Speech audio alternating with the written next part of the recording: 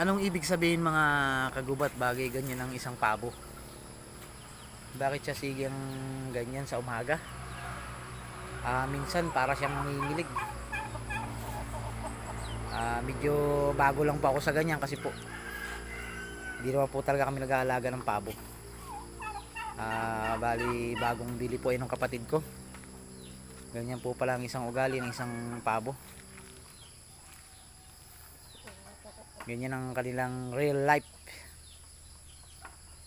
Siguro siya'y nangangasawa mga kagubat. Bali yan yung tinatawag na siya'y nagpapapugi sa isang babae